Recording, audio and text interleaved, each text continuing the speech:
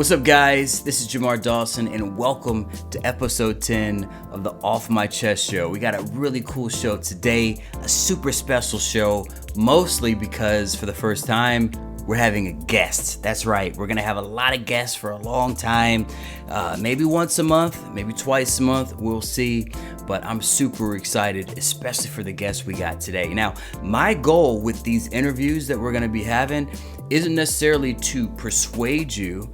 I may be undecided on the particular subject matter, but I want to at least expand people's perspectives and start a conversation, not necessarily force a thought, but just generally have a dialogue between people that hopefully people could come away with at least more information. So that's the goal. We want to talk policy, people, politics, most importantly, people, right? And just, we're going to bring in entrepreneurs, we're going to bring in business owners, we're going to bring in folks who are doing things in their community and have them tell their story. So let's go ahead and get started. It is my pleasure to introduce my good friend, Ken Newburger. He is an amazing figure locally here in the Mississippi area, doing some big things on the entrepreneurial front. Ken, welcome to the show. How are you doing today? Thanks. That's high praise. I'm flattered that you phrase it that way. Thanks for having me. So why don't you tell us how you got started in medical marijuana and, a little bit about yourself, a little bit of background of how you got to where you are now. Yeah. So I guess it goes back to when I graduated college, I started working for Americans for Prosperity down in New Orleans. Wasn't really sure if the political scene was right for me. So I moved back to Jackson. I went to Millsaps. I moved back to Jackson to be close to my then fiance, now wife, and tried my hand at a few different things. It wasn't really right, and so I found my way back through.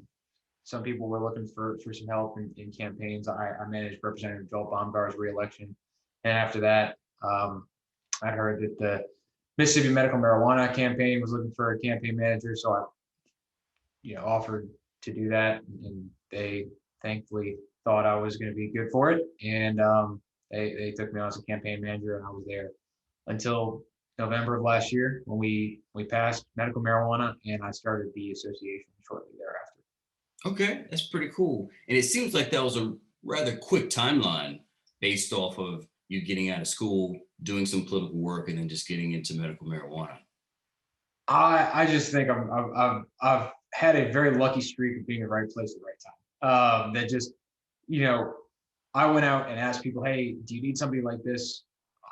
This is what I can do for you. And they said, yes, we actually need somebody just like that. And thankfully, we all agree on kind of the principles behind it. So it was a fast way to work together. Okay, pretty cool. Now, Mississippi is obviously like the Bible Belt. Did you have any friction? Because when I first heard of medical marijuana, I had certain preconceived notions about it. I'm sure other people did as well. When you first were on the campaign trail for that initiative, did you see that there was a lot of friction and a lot of convincing you had to do? How was that being in the Bible Belt here in Mississippi? Yeah. So for the most part, no, because the friction that I think you're talking about had been overcome before we even started really camping. Most people had preconceived notions about medical marijuana, but then someone in their family had cancer, and they realized that the nausea that person with cancer had was overcome through the medical treatment of medical marijuana, or something like that. ALS, multiple sclerosis, any of the diseases that we listed in the initiative. They're not necessarily super common, but like Parkinson's, but people who have them, it's a defining thing about them. And so having the treatment, even though it wasn't necessarily legal, or maybe it was in another state that they found relief, they knew before we even really started the campaign that medical marijuana was a viable treatment. Okay. And, I'm not, on the ground level every single day in the state legislature, even though, I'll pop up there every now and then, trying to keep our legislators accountable and stuff like that. But it seems like they themselves went through somewhat of an internal struggle Is that something that you expected for the legislatures to have an issue with, or because it's like you said, the people seem like they were kind of cool with it. But is that something you expected to have friction from the legislature? Not exactly. I think we were very grateful, very blessed that our legislature quickly realized medical marijuana as a treatment is totally fine. A lot of them had different opinions on, how medical marijuana should come to Mississippi. But overall, most of the legislature quickly said, if it's medicine, we're on board. Okay, that's pretty cool. That's pretty cool. Yeah. Now, kind of changing topics here. It seems like conservatives are starting to embrace medical marijuana like never before. That's something that I wouldn't have thought of, because when you think of conservatives, you think of conservative Christians, right? Is that something that you're kind of surprised of, that just the drug policy in general is taking a shift, so to speak, as far as criminal justice reform and all sorts of things? Is that something that's surprising, that that's something that maybe people should be aware of to help shape their opinion? Yeah, I think it was pretty surprising for the first couple of years. Really, it's exploded over the past, I guess, 3 or 4 years. That really Christian conservatives have started to look at drug policy from a very compassionate standpoint of, where are the harms of our policies? Should we be throwing people in jail for having, an addiction, right? We're not talking about, drug dealers and violent crime. I mean, people who are addicted to something. Maybe we should be talking about how do we help them overcome their addiction. And so that kind of Christian compassionate viewpoint, where we care about our fellow man, I think that is what's been driving that. So it seems surprising at first when you think of the political Christian right, but when you start to think of the real values of Christianity, you start to realize, well, actually, it makes a lot of sense that people are trying to reach out to each other and say, how can we help you? And that's a heck of an answer. Not much I could argue with that. So shifting gears once again, I know you probably ran into some interesting characters. Do you have any funny stories that you care to share with us as you were trying to get this thing pushed forward in Mississippi? Well, I mean, it's just, there are a lot of people that think, like, medical marijuana cures COVID, and medical marijuana is the reason why we're gonna rid ourselves of all disease and everything. And I think that those kind of crazy stories are pretty plentiful. But it's really just, it's not that crazy that people show up. I mean, I'm wearing a medical marijuana shirt right now, but if people show up with a big, pot leaf and everything, and that's a little jarring to me. I am conservative, and I'm a big fan of decorum. So I guess all those people that do that are a lot. I got you. That's funny. Yeah. That's funny. So, before learning about medical marijuana, and I kind of hinted at this a little earlier, before learning about medical marijuana, I thought that this was just an excuse for people to get high. You know what I'm saying? I didn't really know the health benefits, like you mentioned before. But I think there's similar people countrywide that have some of those kind of reservations, if you will. What would you tell them? I know you mentioned before, what helped get people over the hurdle here locally was a few stories, or they might have known somebody. But what would you tell somebody who is like, look, I think you guys just want to get high and all that kind of stuff? What would your response be to that, on why medical marijuana is something that is not just good economically, but it's good for any other reason that you could think of? I think really just asking people to look at it as medicine, just like we do all of our other medicines. The big one is opioids. Everybody knows about the opioid problem that we have in this country and in this state, that we look at it as, okay, some people have this medicine that they're trying to get high off of, right? Or somebody's trying to obtain opioids illegally in a lot of situations where it's the same thing here, where if you're obtaining, marijuana illegally, then yeah, you're just trying to get high. But if you're interacting with a medical program, when you're interacting with a physician, as defined in our state initiative, then it really changes the entire perspective. That says, yeah, there are people out there who look at this and they just want to get high, but there are also just as many people who are looking at this as a treatment for any of the enumerated diseases that we debilitating diseases that we have. Okay. Now, I went to a town hall last year. I believe you were at the town hall. Some colorful characters were there. Some political characters were there as Yeah. well. It was interesting seeing the diverse collection of folks, especially during COVID. But based off of some people's responses, it seems like you said, I saw like a big van that had a big marijuana leaf. I was like, that person kind of has a particular angle that they want in perspective and reason why they want medical marijuana. Do you think people are going to find loopholes to use it recreationally now that Initiative 65 is passed in the state? I think all loopholes are an issue that we need to equip our law enforcement to address. That when we have people who are looking for that we have an equal response from our law enforcement, that they know how to stop people from finding those loopholes and abusing them. Okay, that makes sense. That makes sense. And then just overall with the Mississippi Medical Marijuana Program, you guys, I think I saw on the internet, you call it 3MA. Is that okay? That's 3MA. That's a little easier for me to say. 3MA. With 3MA specifically, what do you guys do? What is your goal for Mississippi through your organization? Our goal is pretty simple, that we want to be the unifying voice and unifying place for businesses that are in the medical marijuana industry to come together, learn and advocate for the best possible products that our patients can use. That we want to have the gold standard of what an industry can be for the medical marijuana patients. And so we are that place to bring it all together. That is why we exist as an association. Okay, so if somebody was like I don't know, a farmer or something like that, and said, "Hey, I'm interested in getting in on this early," would you be somebody that they could come to talk to? Absolutely. I'd love to talk to them.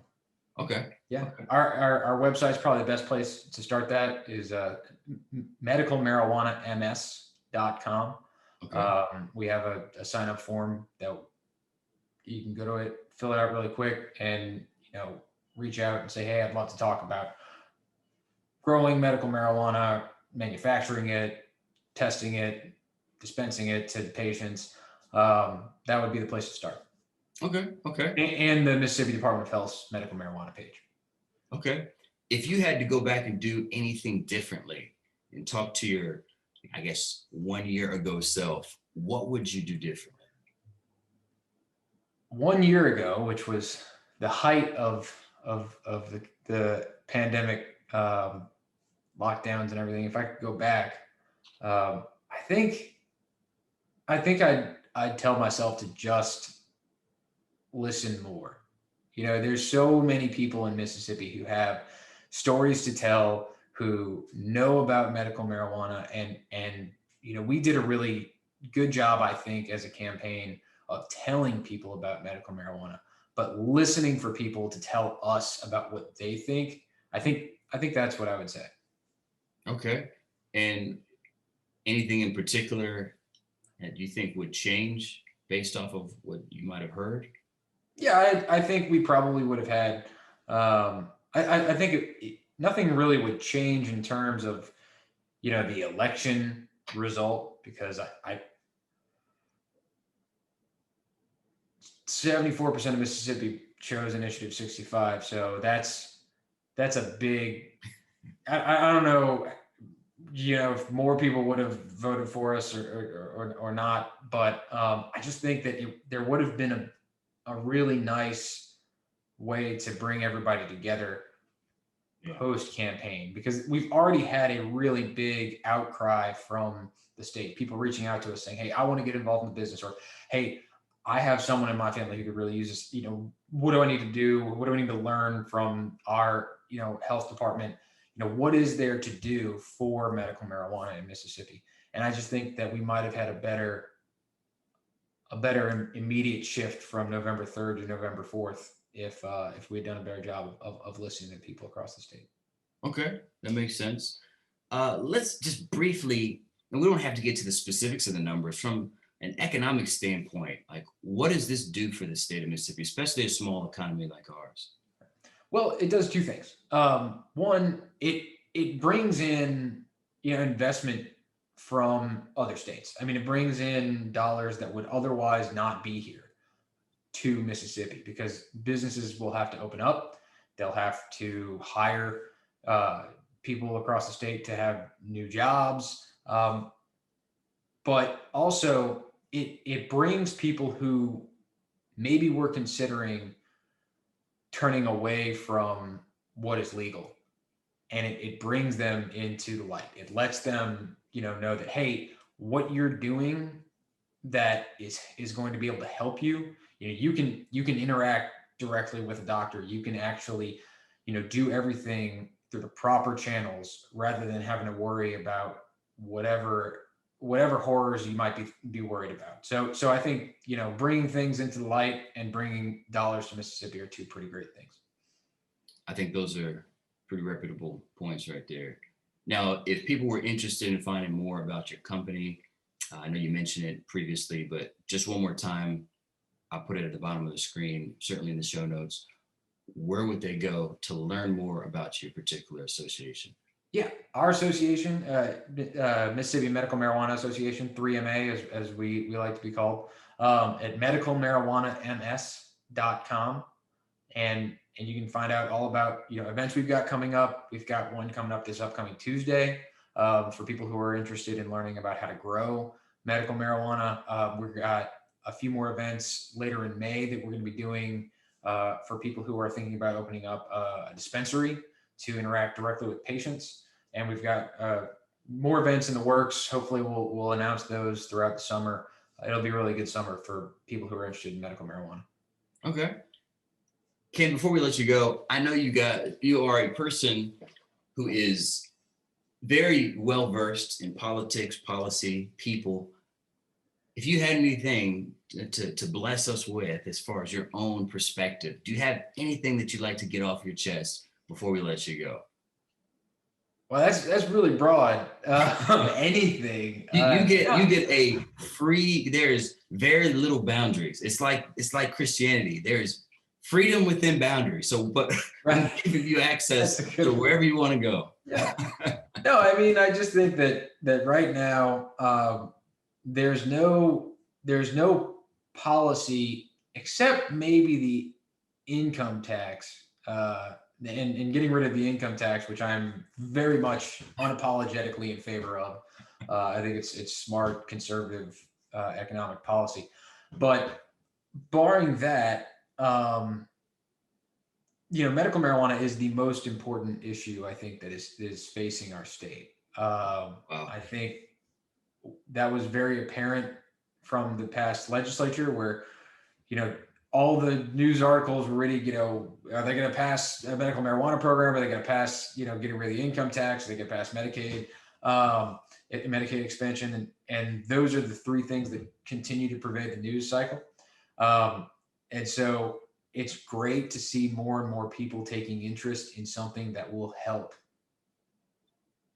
tens of thousands of Mississippians. So I'm just really happy to be a part of moving it forward. So I guess I don't have anything to say. I just would like to bring attention to how popular medical marijuana is, with 74% of Mississippi voting for it, and how much it means to me to be a part of helping move it forward. It's just, I'm very, very, very happy and very blessed to be here.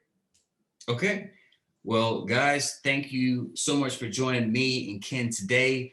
I think I share with the audience in saying, man, this was an amazing just time to soak in from your wealth of knowledge, Ken. So thank you so much for coming and shedding some light on this controversial yet important topic. Like you said, one of the primary issues here in the state. I was going on, I think it was legiscan.com, and like within the top 5 things that people searched about for the bills for the last legislative session, I think medical marijuana was number 1 or number 2. Well, I might have all been from my computer. I mean, I might have just, I'll search it, first thing in the morning to see, is anything happening? And then I'll, an hour later after a cup of coffee, I'm like, did something change now? Yeah, it is pretty important. Okay, cool.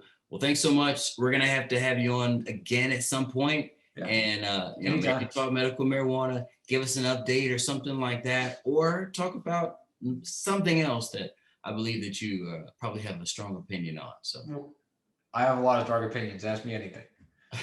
All right. Thanks, Ken. Thank you. All right. Once again, I want to thank Ken for joining us today.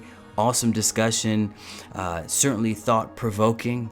And if you guys have any questions for him, his Facebook page for his particular association might be the best place. So check the show notes or details, whatever that thing is called, the video's description. You'll be able to get all of that information right there. Next week, I'm going to be interviewing the founder of the People's Kingdom. It's an up-and-coming fashion retail line right out of Atlanta.